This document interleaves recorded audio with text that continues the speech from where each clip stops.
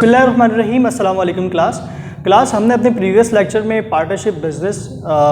जो का चैप्टर जो है वो शुरू किया था।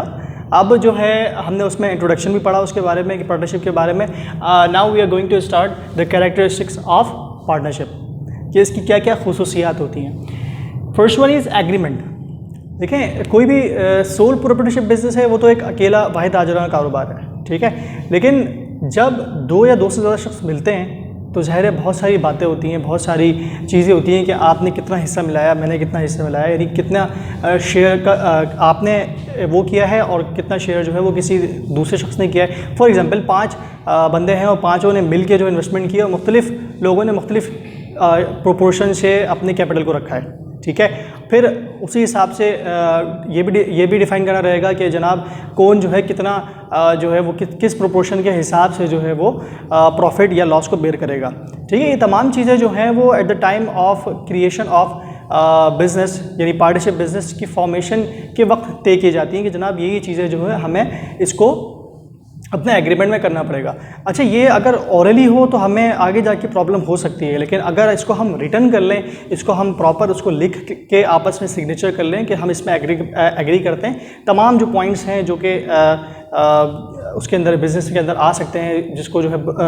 आप समझते हैं कि ये चीज़ पॉइंट्स लिखने चाहिए एक लीगल एंटिटी के अंदर, एक लीगल डॉक्यूमेंट के अंदर, उसको आप लिख के आपस में एग्रीमेंट कर लें। उसको रिटर्न जो है वो करना ज़्यादा बेहतर है एज़ कम्पेयर टू ओरल, ठीक है। तो क्या मतलब समझ आया इसमें? एग्रीमेंट जो है वो ओरल और रिटर्न फॉर्म दोनों में हो सकता है, लेकिन बेटर क्या है कि आप उसको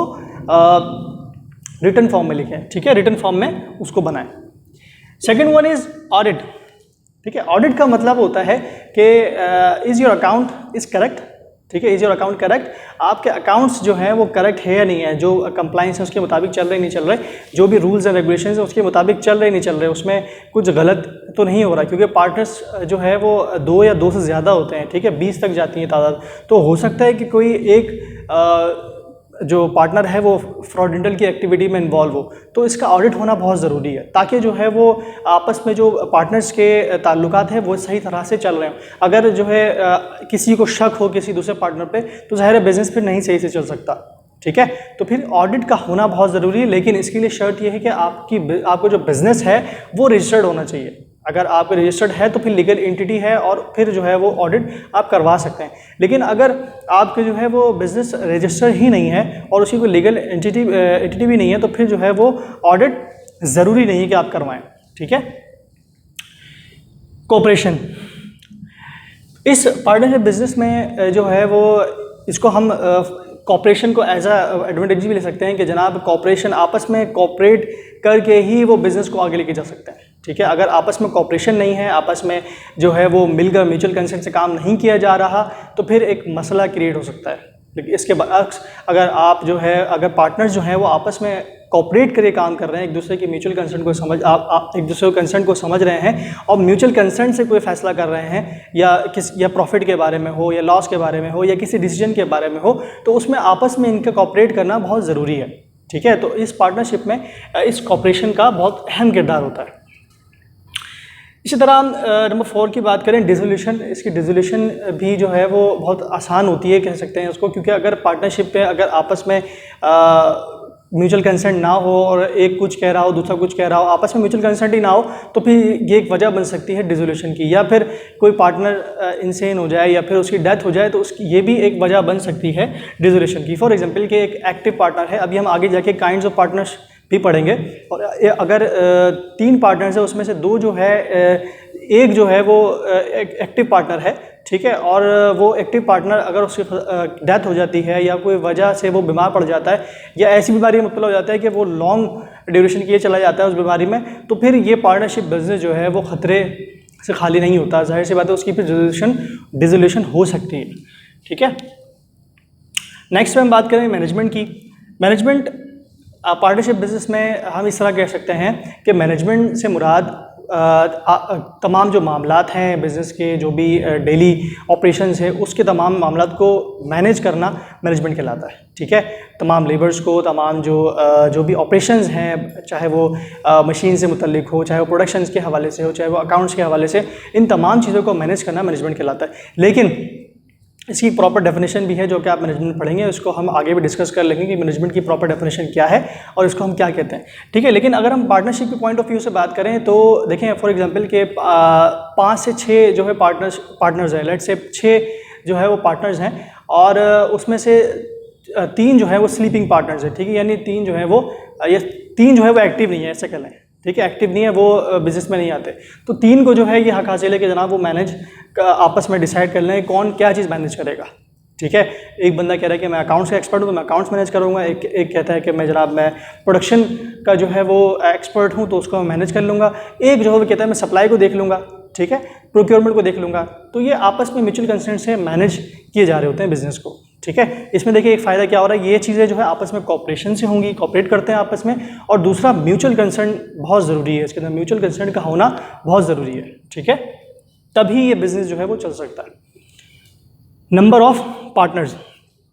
जैसा कि मैंने आपको कहा था कि ये नंबर इंट्रोडक्शन में बताया था आपको पार्टनरशिप के बारे में कि इसमें जो मिनिमम नंबर्स होते हैं वो 2 होते हैं, ठीक है, 2 या 2 से ज़्यादा, और मैक्सिमम जो है वो 20 तक जा सकता है अगर कोई बिज़नेस ऑर्डिनरी आम जो बिज़नेस है, ठीक है। लेकिन अगर ये बैंकिंग बिज़नेस है, बैंकिंग बिज़नेस में जो है वो मैक्सिमम जो है वो हम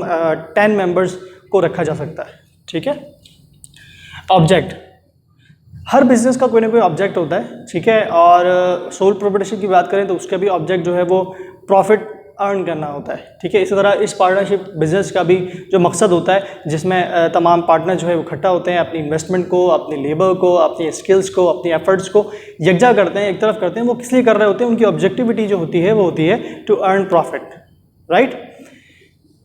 नेक्स्ट में हम चलें तो partnership act, in Pakistan there is a act regarding partnership, और वो एक्ट है पार्टनरशिप एक्ट 1932, ठीक है। तो ये एक्ट बनाया गया है जिसमें तमाम पॉइंट्स को डिस्कस किया गया है कि क्या क्या चीज़ें जो हैं वो पार्टनरशिप को